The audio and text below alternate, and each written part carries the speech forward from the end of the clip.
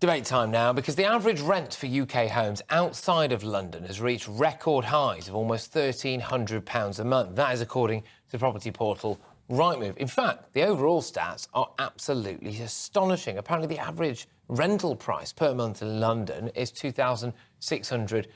But places like Preston as well, so not the usual place where you might think rents are going to surge, they've shot up. Average rents have shot up. And so now, more so than ever, I think, it's more unaffordable, more unobtainable for people to buy their own home.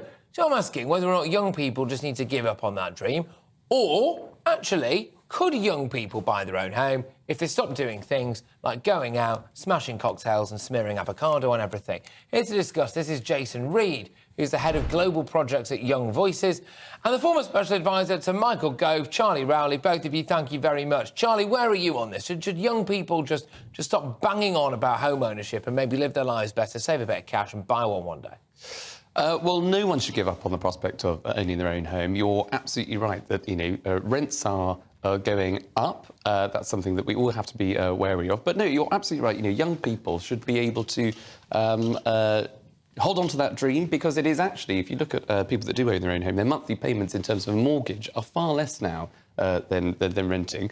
The problem is that we don't have the housing supply in this country, so we absolutely need to build more homes all of the time, everywhere, to make sure that we're addressing that supply issue and making sure that people have the deposit to put down in the first instance. We had the Help to Buy scheme previously. That ended because it was quite costly for the government, didn't help as many people as it might have done. So getting the deposit and the supply will help people go on to own their own home. OK, all right, I will enter into the fray now. The wonderful Jason Reid. Jason, again, where are you on this? And look, back in the day, older people, they worked 3 jobs. They didn't go on foreign holidays. They didn't have fancy, nice things. They just saved for a house.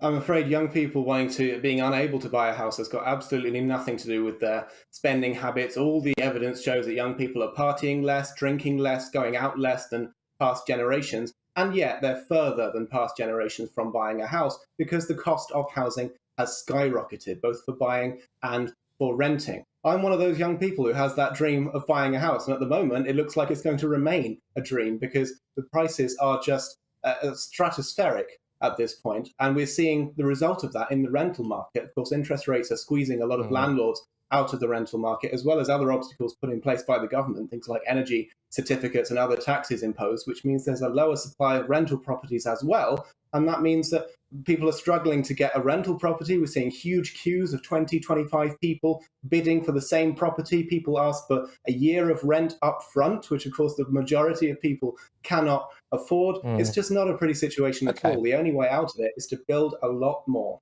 OK, well, Charlie, Rishi Sunak was banging on, wasn't he? Long-term decision-making for a better future. I mean, the thing staring him in the face there was building places for people to live, and he just swerved that completely. Why?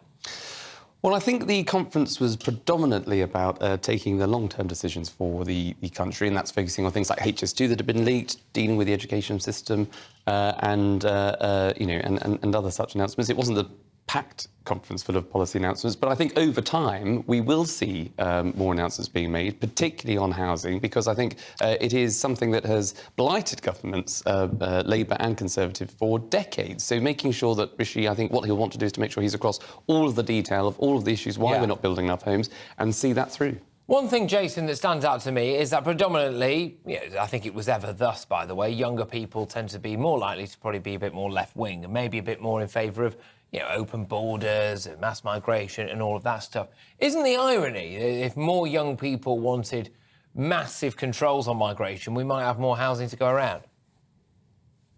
Well, I think this is a common red herring. Immigration has got nothing to do with the housing shortage in this country. Even if immigration dropped to 0 tomorrow, we would still have a significant housing shortage in this country. The problem is that we are not building enough. It's as simple as that. Immigrants contribute to economic growth, just like building more housing would do. All we need is a bit of political will to get behind a significant building agenda. But unfortunately, we're going in the wrong direction. We're seeing more regulations put in place. We're seeing the housing target has been yeah, I mean, look, Jason, I do.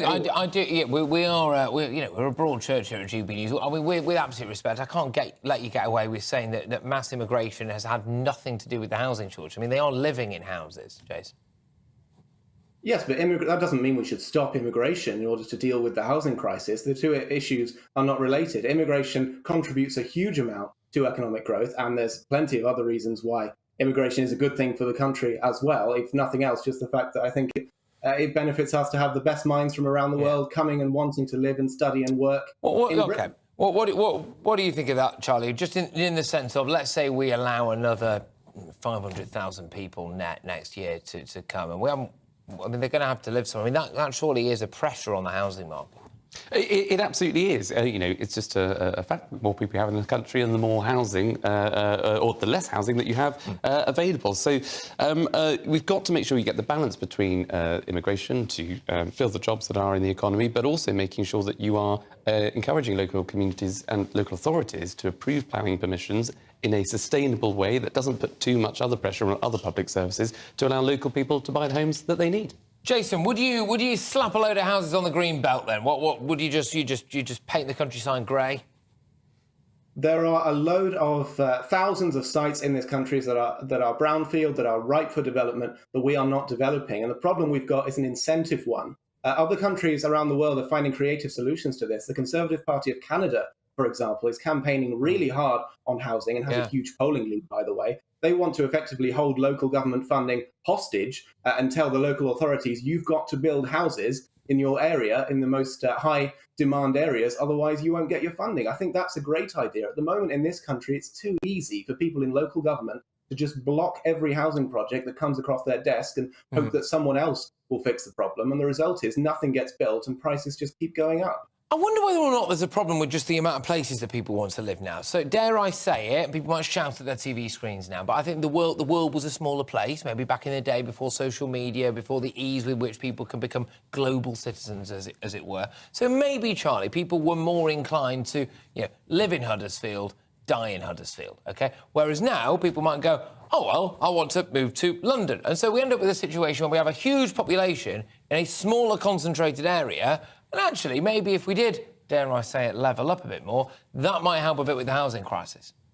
Patrick, I think you've just hit the nail totally on the head. Your housing policy is always catching up. It takes a long time to build a house or to build a community or a set of houses and units. And previously, I think you're absolutely right. People were happy to travel or to stay in their local area. They then sort of saw London as the beacon of opportunity or the city areas, so they moved to the city. But now you're absolutely right. In order to level up this country, you should be able to stay local and go far because the opportunities should be right on your doorstep. So wherever you are, perhaps as a student, you should be able to stay in your local area or live nearby and have the same opportunities, the same housing prospects, the same health prospects, education, job opportunities, just as anybody else in London. But until we invest in terms of building those homes, until we invest in those public services, where those homes need to be built, then we're always going to be chasing our tail. All right, chaps, thank you very, very much. Great to have you both on the show. Jason Reed there, who's Head of Global Projects at Young Voices and the former Special Advisor to Michael Gove. Charlie.